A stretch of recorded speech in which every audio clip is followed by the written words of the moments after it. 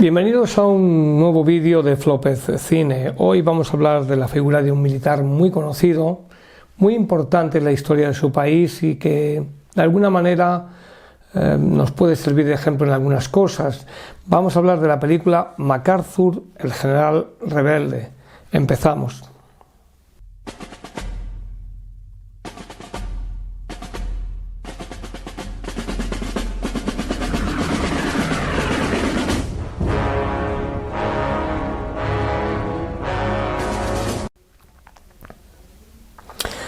MacArthur, el general rebelde, una película interpretada, y eso sí que no hay, aquí no es como El día más largo, que había muchos actores, o otras películas que hay 4 o 5, no, aquí el actor principal desde el principio hasta el final es Gregory Peck. Y la película MacArthur, el general rebelde, o MacArthur a secas, depende de la traducción que queráis hacer, o como aquí en España se llamó el general rebelde, es del año 1977. Un año peculiar, luego hablaremos de ese año. Dirigida por Joseph Sargent. No es un director muy conocido porque ha estado basculando entre televisión y cine, más casi en la televisión. Y de hecho, si os fijáis, el encuadre o los encuadres de esta película, la forma de rodar está más cercana a la televisión que al cine, ¿no? ¿Qué recoge esta película? Pues la biografía del general MacArthur, el general Douglas MacArthur, un importante general norteamericano que fue comandante supremo de las tropas aliadas durante la Segunda Guerra Mundial en lo que sería el Teatro del Pacífico, en las tropas de tierra, ¿no? En Filipinas, Australia y tal. Y después, posteriormente con la guerra, fue el que selló la firma de la rendición de Japón, el 2 de septiembre, en esa cubierta creo que era un acorazado, y después participó, dirigió las tropas multinacionales en la guerra de Corea hasta que finalmente fue destituido por el presidente Harry S. Truman. Eso no es hacer spoiler, eso es la vida que está en cualquier hemeroteca que veáis del general MacArthur. Pero aquí hay que sumar y ver qué es lo que me presenta esta película, aparte de la biografía, ¿no?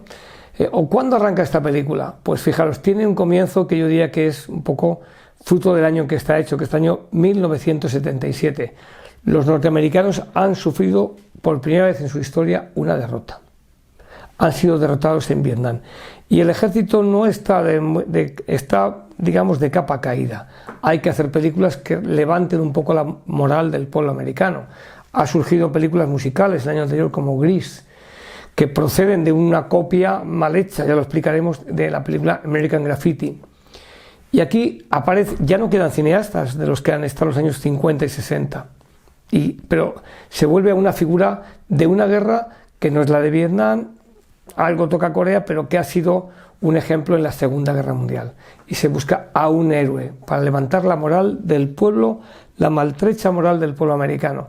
Y se realiza esta película MacArthur, que comienza con unas palabras y unas frases muy bonitas cuando él, en una voz en off, vemos la parada de los cadetes de West Point que van desfilando con la música que es precisamente la marcha del general MacArthur, es decir, tiene una marcha militar dedicada a él, que es la que aparece en la película, y aparece ya de paisano, un hombre ya cerca de los 70, 80 años, que ya está retirado. Aunque, repito, ya dejamos claro, en algún programa lo hemos dicho, que los militares, sean de cualquier país, hay 3 situaciones, activo, reserva y retirado. Pero un militar, igual que un médico, un arquitecto, otras vocaciones, profesiones vocacionales, nunca te retiras.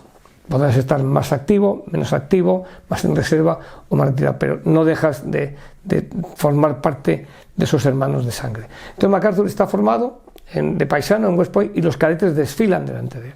Ahí aparece una voz en off que nos dice: esta mañana más o menos, cuando he salido del hotel, el hotel hay que traducirlo por la residencia militar, dice, me han preguntado que si conocía West Point, y dice, pues sí, dice, y me han dicho que está muy bonito en esta época del año, como diciendo, el que estaba en el hotel no sabe que él ha estudiado en West Point. Bueno, así los cadetes se ríen y él está hablándole a los cadetes. ¿Por qué? Porque la enseñanza militar es muy importante. Y voy a abrir aquí un paréntesis. Lo que se aprende o hemos aprendido en las academias militares no está en los libros de texto. Cuando tú ingresas en una academia militar, por ejemplo, en la Academia General Militar de Zaragoza, que ahora creo que es 1888, procede de la época de los tercios, todo lo que se estudia allí. Cuando tú entras allí, tú sientes que formas parte de algo más que de un centro militar, formas parte de la historia de tu país. Y eso es muy importante, porque eso no se transmite en los libros. Aunque tú hagas que la enseñanza militar esté encardinada en la sociedad, en la universidad, todo lo que tú quieras. Al final, el cadete, él o ella, recibe unas asignaturas, unos conocimientos, pero se impregna de algo que va con toda tu vida. Y eso es lo que cuenta MacArthur en ese discurso que les hace a los cadetes. Y empieza así. Luego después va a retroceder y nos vamos a ir precisamente a cuando él está como comandante en jefe de las tropas norteamericanas en Filipinas. Y no hay para todos. Es el año 1942, los americanos han sido derrotados, atacados y derrotados en Pearl Harbor, y hay una secuencia muy interesante, porque pues esta película hay que verla con calma, porque hay una parte histórica muy importante, y es que el presidente Roosevelt dice, bueno, pues no tenemos para todo, y sus asesores le dicen, Filipinas tiene que caer porque no tenemos para cubrir todo, ni el Pacífico, ni el posible ataque de los europeos, los alemanes, ni el canal de Panamá. Dice pues es que no podemos dejar de ir a MacArthur. Y le dicen los asesores militares, si usted no se lo ordena, él no vendrá. Él se quedará ahí con su tropa, con su gente. Y efectivamente es histórico que le ordenó salir de Filipinas. Se produce la derrota de Filipinas, que era una fortaleza que se llamaba Corregidor, que fue una derrota norteamericana, que veréis al general que se rinde, en fin, etc. Y él pronuncia su famosa frase, volveré, we shall return, nosotros volveremos. Luego se acuñó en cigarrillos, en caramelos, porque era un hombre como muy divo, muy de Hollywood casi, ¿no? Así es como empieza él, y la cinta nos va recordando lo que ha hecho MacArthur.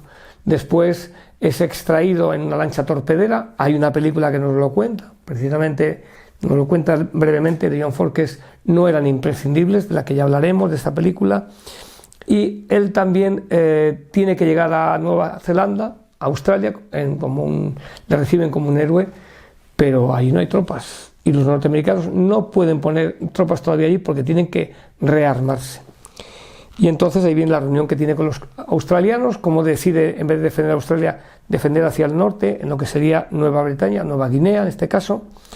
Y bueno, pues como le llamaban los políticos, su majestad a este hombre, a MacArthur. También es interesante destacar de esta película lo que ocurre después, y es que después consigue volver, hace un desembarco que es muy cinematográfico, que sale en la película, lleva su famosa pipa, va con el presidente de Filipinas, en fin, y cómo se retransmite y cómo se ven todos los noticiarios del país. MacArthur es un héroe militar que está fuera del país. Importante también la secuencia cuando Roosevelt va a reunirse con sus comandantes en jefe en el Pacífico, y hay una conversación entre él, el propio MacArthur, Gregory Peck, que trabaja fantástico, que es que parece MacArthur de verdad, y el presidente Roosevelt, que le tiene mucho respeto. Dice, ¿cómo no ha venido usted antes a América? Ha cambiado mucho el país. Dice, no he podido, he estado en Filipinas, he estado... Dice, y le pregunta, le he apuntado aquí la frase, dice, ¿dónde está su casa? Le pregunta el presidente, dice, pues mi casa está en West Point. Y el que haya estado en una academia militar lo entiende, lo que está diciendo, porque ahí fue donde fui joven, donde tuve mis ilusiones, mis ideales, donde me he forjado yo en mi ámbito militar. Dice, mi casa también es ver la bahía de Manila. Pero él no ha estado en América y tiene un hijo que incluso ni siquiera conoce, es norteamericano, ni siquiera conoce América. Es muy humana esta película, y deberéis de verla con calma para entender. Luego después la secuencia en la que se rinden los japoneses y hay toda una secuencia con la firma de todas las naciones que reciben la rendición de Japón, ¿no? Y cómo le coge la pluma y se la da al general norteamericano Wainwright, que se ha rendido. Le dice, y le da la firma de la rendición, un gesto de acoger al que se ha rendido. Más cosas, bueno, pues yo comentaría finalmente que después es enviado a Japón. ¿Cómo hace el cambio de transformación de Japón? Se convierte prácticamente, hay una película que se llama Emperador, en el nuevo emperador de Japón, pero eso ya recrea mucho recelo en el mando, en el político norteamericano, que ve digamos que tiene más popularidad que el propio presidente Truman, porque ha muerto Roosevelt. Es muy importante también cuando, si la veis, la secuencia en la que está viendo una película, le están pasando una película de cine en casa, en un proyector, se ve que es del oeste. Si os fijáis con atención, esa película es Winchester 73 y es James Stewart. El western fue el que a muchos actores les salvó después de la guerra. Venían todos demasiado traumatizados para hacer películas de la Segunda Guerra Mundial.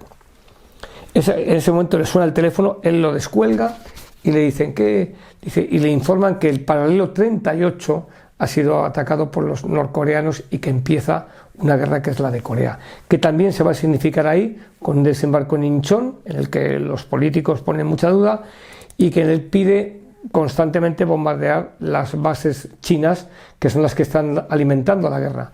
A él no le autorizan y finalmente el presidente Truman le destituye. La imagen de cómo le comunican que le han relevado da idea del excelente actor que es Gregory Peck. Detalles curiosos: hay un momento que está en casa ya retirado viendo la televisión y le dice a la mujer, y sale una imagen del presidente Eisenhower que se presenta al presidente y dice: ¿qué tal era este? Le pregunta a la mujer en relación a Eisenhower: ¿qué tal era este? Y él, que tenía su soberbia, dice: bueno, pues no era un buen oficinista, como diciendo tal. Pues también se intenta presentar en la política. Para los americanos es un plus que un militar vaya a la política.